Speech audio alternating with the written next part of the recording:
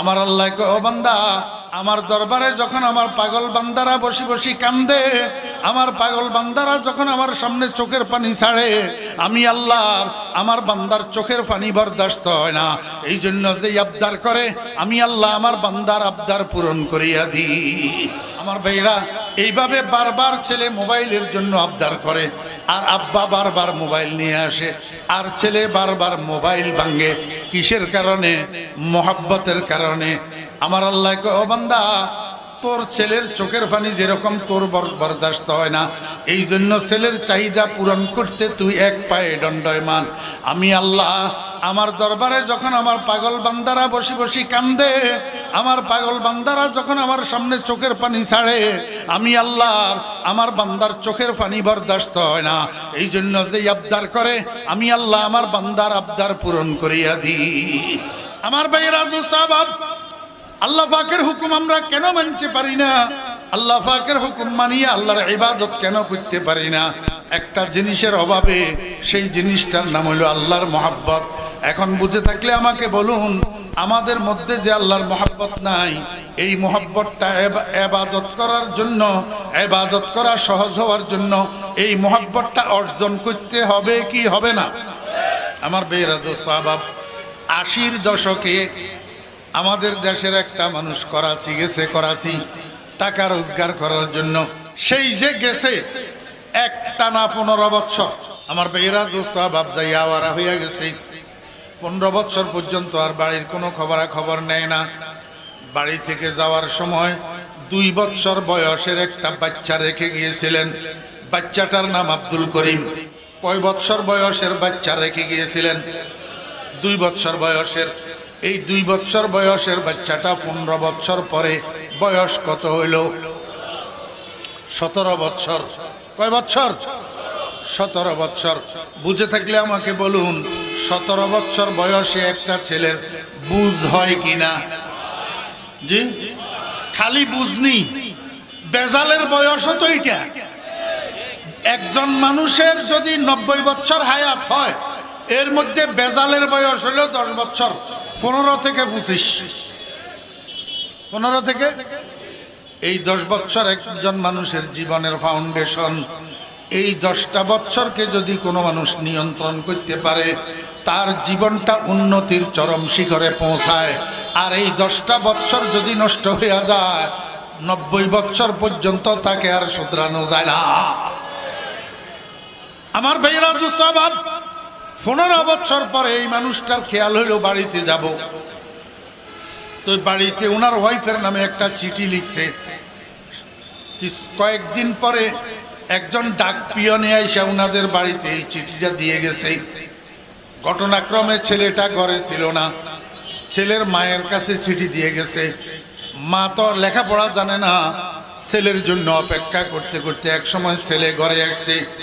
যখন আসছে ছেলে, মায়ে কয়, বাবারে, পিয়নে আমারে একটা চিঠি দিয়ে গেছে। এই চিঠিটা কার আমি তো জানি না, আমাদের তো সেরকম কোনো নিকট আত্মীয় চিঠি দেওয়ার মতো নাই।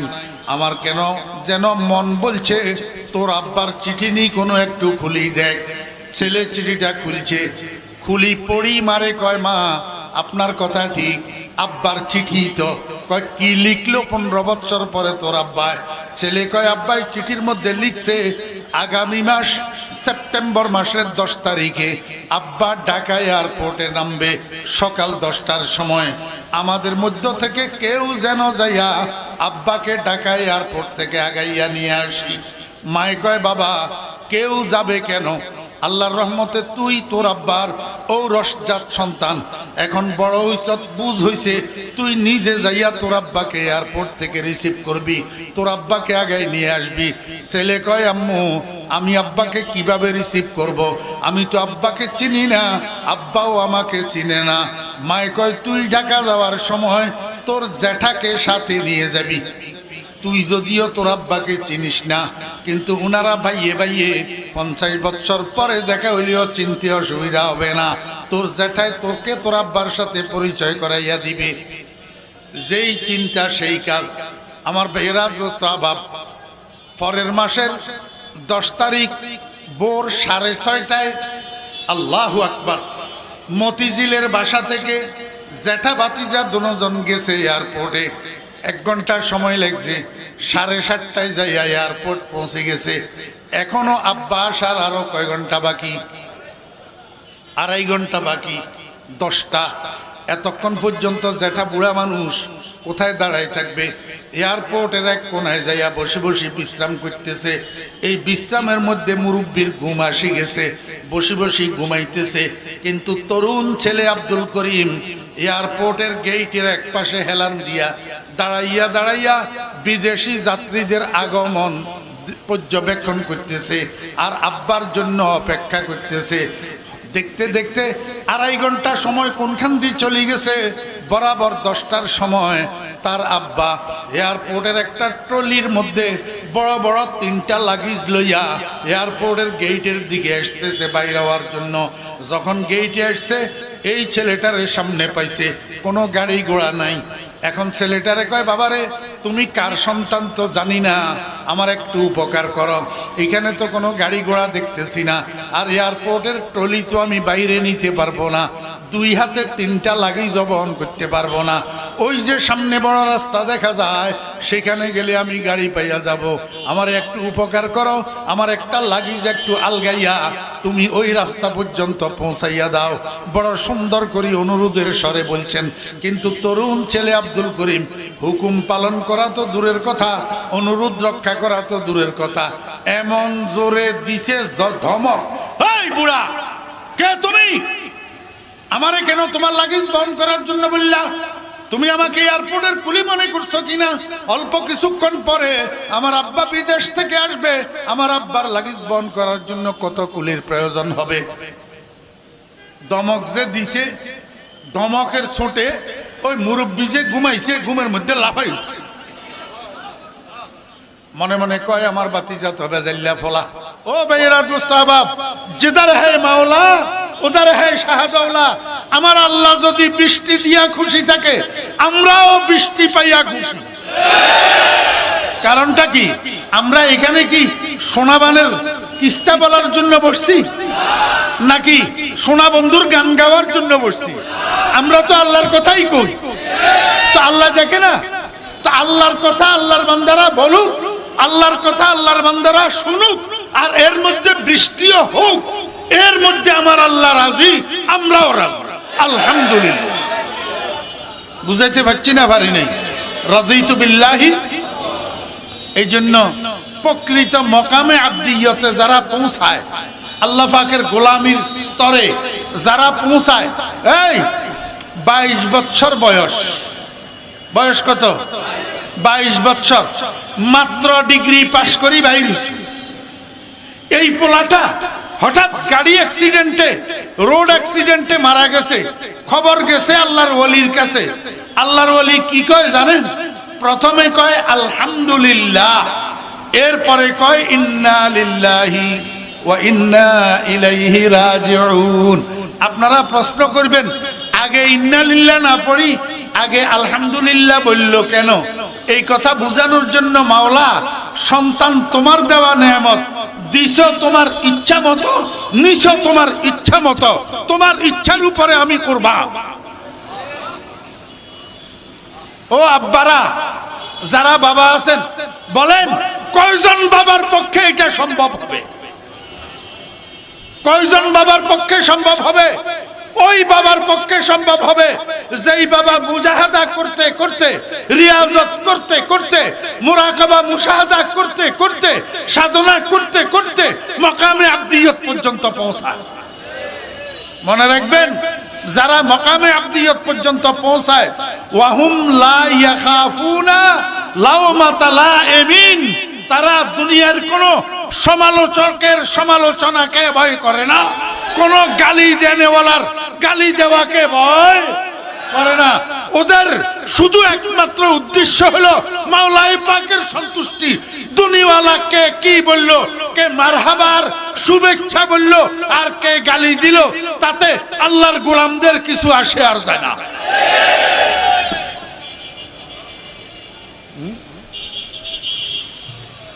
ومن الناس من يتخذ من دون الله أندادا يحبونهم كحب الله ওয়াল্লাযীনা আমানু আশাদ্দু হুব্বাল লিল্লাহ।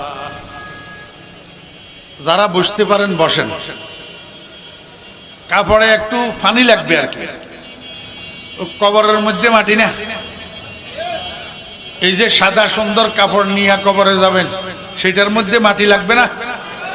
জি, এই মাটিতে যদি নিজেকে বসাইতে পারেন, এই পানিতে যদি নিজেকে বসাইতে পারেন, তো আল্লাহ পাক কবরের মধ্যে বেহেশতের রেশমি কাপড়, রেশমি পোশাক, বেহেশতের গালিচা বিছাই দিতে পারে না এই কুরবানির বদৌলতে? তো এই সামান্য পানি আর মাটিকে ভয় করতেছেন কেন? আমি তো দায়িত্বের খাতিরে উপরে বসছি, না হলে খোদার কসম আমি আসি আপনাদের সাথে বসতাম। ভাই সামান্য ময়লা, সামান্য পানি, সামান্য মাটি, এটা তো বাসায় যাইয়া সাবান দিয়া ধুইলে পরিষ্কার হবে কি হবে না? হবে।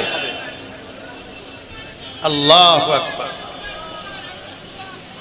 ওয়া মিনান নাসি মান ইয়াত্তাখিযু মিন দুনিল্লাহি আনদাদা ইউহিব্বুনাহুম কাহুব্বিল্লাহ ওয়াল্লাযীনা আমানু আশাদ্দু হুব্বাল লিল্লাহ। সবাই আমাকে একটু বলেন, আল্লাহ পাক আমাদেরকে বানাইছেন কেন, কি উদ্দেশ্যে? জানা থাকলে বলেন। ওয়ামা খালাকতুল জিন্না ওয়াল ইনসা ইল্লা লিয়াবুদুন। এটা তো প্রসিদ্ধ আয়াত, যারা আলেম না উনারাও জানেন, এটার অর্থও জানেন। বলুন তো এটার অর্থ কি? ওয়ামা খালাকতুল জিন্না ওয়াল ইনসা ইল্লা লিয়াবুদুন, এটার অর্থ কি? ওয়ামা খালাকতুল জিন্না ওয়াল ইনসা, আমি বানাই নাই, আমি সৃষ্টি করি নাই জিন এবং ইনসানকে, ইল্লা লিয়াবুদুন, কিন্তু এই জন্য বানাইয়াছি যে তারা যেন আমার ইবাদত করে, তারা যেন আমার ইবাদত করে। এবার বুঝে থাকলে বলুন, জিন এবং ইনসানকে আল্লাহ পাক কি জন্য বানাইছেন? কথা কয় না। ইবাদত করার জন্য। কি করার জন্য? আজকে এখানে দলমত নির্বিশেষে আলেম বে আলেম, শিক্ষিত অশিক্ষিত যত মুসলমান ভাইরা উপস্থিত আছেন, আমি আপনাদেরকে একটু জিজ্ঞেস করি, এই যে দুই দলের কথা আল্লাহ বললেন, এক দলের নাম ইনসান আর এক দলের নাম জিন, এক দলের নাম ইনসান আর এক দলের নাম জিন, এই দুই দলেরই আল্লাহ পাক ইবাদতের জন্য বানাইছে। আপনারা এই দুই দলের মধ্যে আছেন না নাই? কি হিসাবে আছেন? জিন হিসাবে? হ্যাঁ, ইনসান হিসাবে। কি হিসাবে? ইনসান। ও ভাই, ইনসানের বিপরীত শব্দ হলো হাইওয়ান। ইনসানের বিপরীত শব্দ কি? হাইওয়ান। ইনসান মানে মানুষ আর হাইওয়ান মানে চতুষ্পদ জীব। হাইওয়ান মানে চতুষ্পদ জীব। গরু আরি গরু, কি গরু, ছাগল আরি ছাগল, কুকুর আর কি, বিড়াল, শিয়াল, বাঘভাল্লুক, এগুলা হইল হাইওয়ান, চতুষ্পদ পশু। আর এদের বিপরীতে হইল মানুষ, ইনসান। মনোযোগ আসেনি? কথা কর। এই বেটা, এদিক সেদিক তাকালে সামনে বসতে কেন? অমনোযোগী মানুষ। মনোযোগ আসেনি? আমরা এই দুই দলের মধ্যে আসি না নাই? কোন হিসাবে? জিন হিসাবে? কি হিসাবে? ইনসান হিসাবে। আমরা সবাই ইনসান। তো আমাদেরকে আল্লাহ পাক কি জন্য বানাইছে? ইবাদত করার জন্য। ইবাদত মানে কি? ইবাদত কাকে বলে? ইবাদত হলো আল্লাহ পাকের হুকুম মানার নাম। আল্লাহ পাকের হুকুম মানার নাম। দোস্ত, কেউ যদি কোনো সৎ কাজ করে আল্লাহ পাকের হুকুম মানার নিয়তে নয়, ইবাদত হবে না। ইবাদত হবে না। বুঝে থাকলে বলুন, নামাজ ইবাদত কিনা? সূর্য উদয়ের সময় পড়লে ইবাদত হবে, সূর্য অস্ত যাওয়ার সময় পড়লে ইবাদত হবে, সূর্য মাথার উপরে স্থির হওয়া অবস্থায় পড়লে ইবাদত হবে। রোজা রাখা ইবাদত কিনা? ঈদের দিন রোজা রাখলে ইবাদত হবে। কেন? আল্লাহ পাকের হুকুম নাই। আল্লাহ পাকের হুকুম নাই। এরকম ভাবে অদোস্ত, এরকম ভাবে যাকাত দেওয়া ইবাদত কিনা? জি। ওই সুদের টাকা যদি নেশাব পরিমাণ হয়, ঘুষের টাকা যদি নেশাব পরিমাণ হয়, চাঁদাবাজির টাকায় যদি ব্যাংকে পাহাড় হয়ে যায়, তারপরেও যাকাত ফরজ হবে? এই টাকা দিয়া যাকাত দিলে ইবাদত হবে? ঠিক তদ্রুপ জিকির করা ইবাদত। মনোযোগ আসেনি? জিকির করা কি ইবাদত। এখন জিকির যদি আল্লাহর হুকুম মতো, রসুলের তরিকা মতো, সাহাবীদের আদর্শ মতো না হয়, তো জিকির করলে ইবাদত হবে? দিলের পর্দা, আসল পর্দা। জাহিরি পর্দার কি দরকার? দিলের পর্দা, আসল পর্দা, জাহিরি পর্দার কি দরকার? এই ভাই, এই তোমরা কারণে মানুষের কথা শুনতে পারতেছে না, খালি ডিস্টার্ব করো মিয়া। জাহান্নামে যাক, তোমরা পিছনে যাও।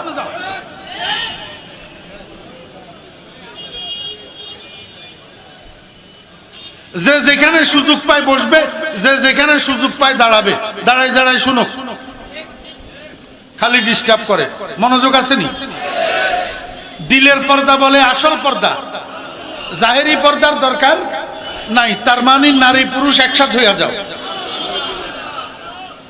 ওই দিলের বাতি, আসল বাতি, জাহেরি বাতির কি দরকার?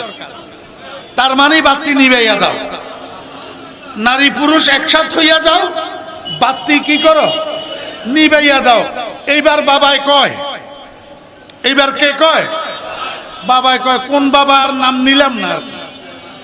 বাবাই কয় বৈশা জিকির ভালো নয়, লাফদি ফালদি কর জিকির যেমনে মাওলা রাজি হয়। হেই হেই হেই হেই, ये भी कोई जिक्र है? इस तरह जिक्र करने के लिए अल्लाह ताला ने हुक्म फरमाया। ये जिक्र रसूल अकरम सल्लल्लाहु अलैहि वसल्लम का उसवा है, ये जिक्र सहाबाए किराम का नक्श कदम है, ये जिक्र अब्दुल कादिर जिलानी ने किया, खाजा मोइनुद्दीन चिश्ती ने किया। तो तू ये जिक्र कोत्थेके आविष्कार करली रे? बंड কি বন্ড। জিকির যদি আল্লাহর হুকুম মতো না হয়, সেই জিকির ইবাদত হবে না। কি বুঝলেন? ইবাদত কাকে বলে? আল্লাহ পাকের হুকুম মানার নাম ইবাদত। আল্লাহ পাকের হুকুম মানার নাম। এখন আমরা কি আল্লাহ পাকের হুকুম মানি? কথা কয় না আমার ভাইয়েরা, দোস্ত আবাব। মহিলাদের জন্য পর্দা মতো চলা, আর পুরুষেরা মহিলাদেরকে পর্দায় চালানো, উভয়ের উপরে ফরজ। কথা কয় না? মহিলারা পর্দায় চলা আর পুরুষেরা মহিলাদেরকে পর্দায় চালানো, উভয়ের উপরে কি ফরজ? আল্লাহর হুকুম, আল্লাহর হুকুম। এখন আমরা কি মনে প্রাণে আল্লাহর এই হুকুমটা সবাই মানি? মানি না। কেন মানি না? অদোস্ত, ঘুষ খাওয়া আল্লাহর হুকুম, সুদ খাওয়া আল্লাহর হুকুম, চাঁদাবাজি করি পয়সা জমানো আল্লাহর হুকুম, সন্ত্রাস করি রোজগার করা আল্লাহর হুকুম। তো আমরা যদি আল্লাহর হুকুম না হয় কেন করি? আল্লাহর হুকুম কি মানি না। এখন আসেন, এই আল্লাহর হুকুম মানিয়া ইবাদত করতে পারি না কেন? একটা জিনিসের অভাবে। সেই জিনিসটার নাম হলো মুহাব্বতে ইলাহি। মুহাব্বতে কি? আল্লাহর মুহাব্বত, আল্লাহর অরণ্যে রোদনের মতো। অরণ্যে রোদন বুঝেননি? অরণ্যে রোদন মানে চিটিয়াল ময়দান, মরুভূমি, যেখানে আশেপাশে কোনো বাড়িঘর নাই, কোনো গাছপালা নাই। সেখানে যদি আপনি দাঁড়াই দাঁড়াই বসে বসে কাঁদেন, কেউ আপনাকে জিজ্ঞাসাও করবে না কেন কাঁদতেছ। কথা বুঝছেন না বুঝেন নেই? সেখানে আপনার কান্না বুঝার মতো কোনো লোক নাই। বর্তমান জমানায় এই ওয়াজগুলা অরণ্যে রোদনের মতো। এই ওয়াজ বুঝার মতো মানুষ বর্তমান যুগে বহুত কম, বহুত কম। কারণ বর্তমান যুগের মানুষ স্ত্রীর মহব্বত বুঝে, স্বামীর মহব্বত বুঝে, মা বাপের মহব্বত বুঝে, ছেলে মেয়ের মহব্বত বুঝে, নেতার ভালোবাসা বুঝে, কর্মীর ভালোবাসা বুঝে, ব্যবসার মহব্বত বুঝে, রাজনীতির মহব্বত বুঝে, শুধু বুঝে না হতভাগা মানুষ আল্লাহর মহব্বত। তার মহব্বত বুঝে না, আল্লাহর মহব্বত বুঝে না, আল্লাহর মহব্বত বুঝার চেষ্টাও করে না, অথচ আল্লাহর হুকুম মানার জন্য পূর্ব শর্ত হলো আল্লাহর মহব্বত। আমি একটা আপনাদেরকে উদাহরণ দিই। রাস্তার উপরে একটা কুকুর মরি পড়ে আছে, একটা কুকুর। একদিন পরে এই কুকুরটা পচে গন্ধ চড়াবে, চতুর্দিকে মানুষ, পথচারীরা, অবস্থানকারীরা এই দুর্গন্ধে কষ্ট পাবে। এই জন্য আপনি যদি রাস্তায় চলাচলকারী একটা ছেলেকে বলেন, বাবারে তুমি কে,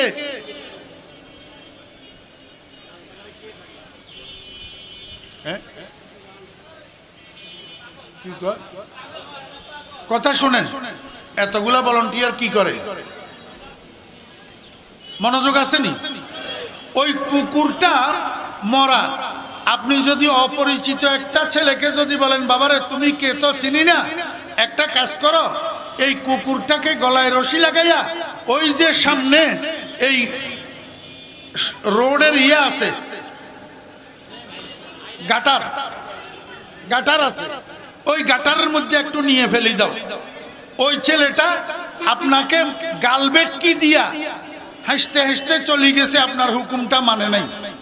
পিছন থেকে আপনার নিজের সন্তানটা আসতেছে, আপনি আপনার সন্তানকে এই কথাটা বলছেন, বলার সাথে সাথে ছেলে একটা রশি তালাশ করি কুকুরের পায়ের মধ্যে রশি লাগাই কুকুরটাকে টানি নিয়ে গাটারের মধ্যে ফেলে দিছে, যাতে এর দুর্গন্ধে মানুষ কষ্ট না পায়।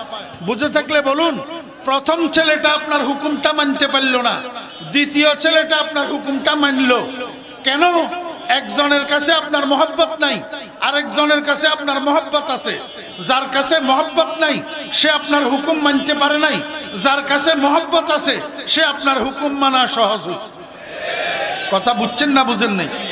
আমার ভাইয়েরা, দোস্ত আহবাব, আপনার 2-2.5 বছরের সন্তান আপনার জামা ধরেই কান্দে, আব্বু আমারে মোবাইল দাও, আমারে মোবাইল দাও।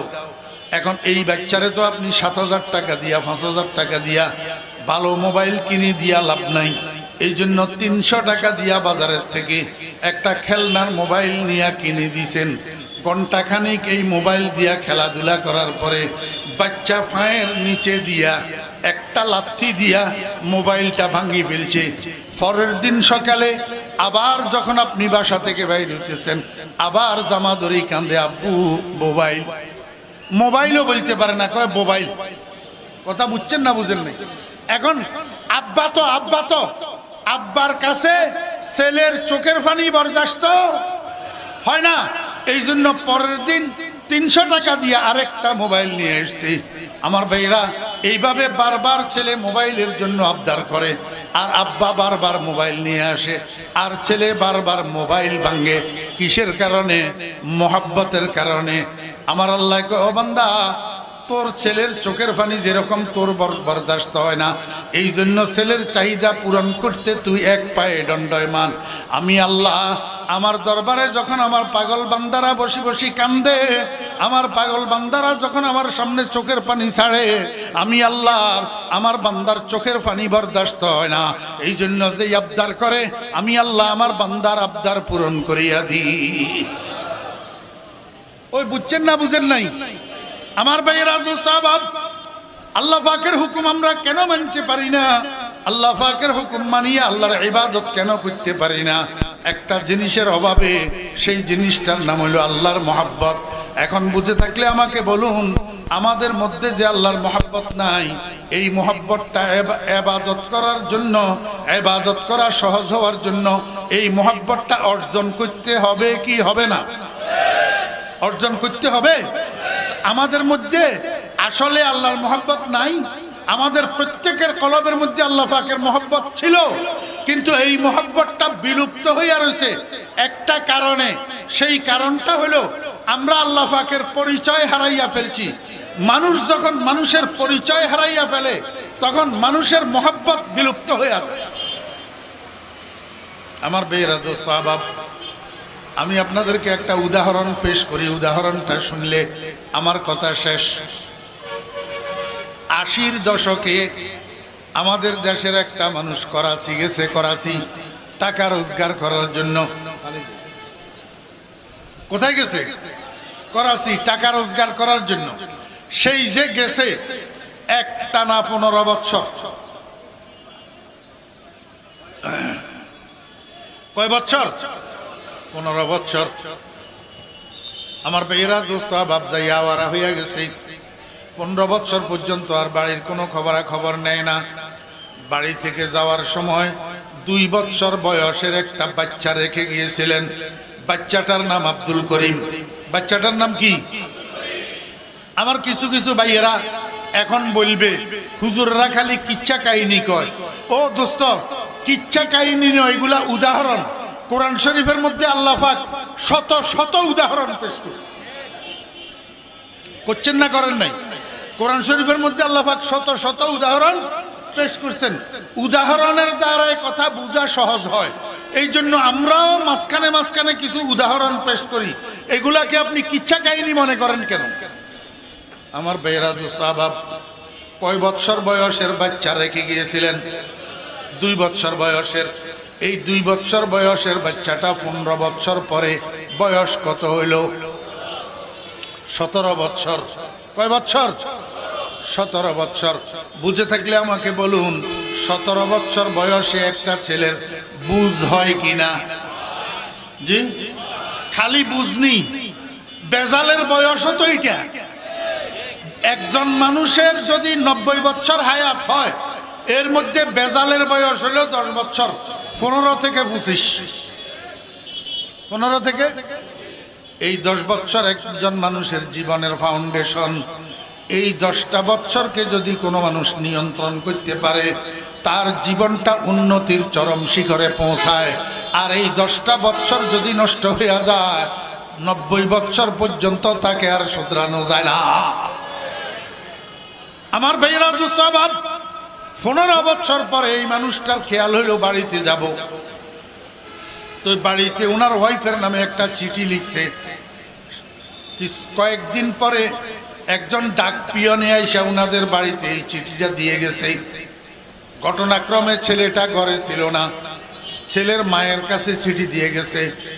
মা তো লেখাপড়া জানে না, ছেলের জন্য অপেক্ষা করতে করতে একসময় ছেলে ঘরে আসছে। যখন আসছে ছেলে, মায়ে কয়, বাবারে পিয়নে আমারে একটা চিঠি দিয়ে গেছে।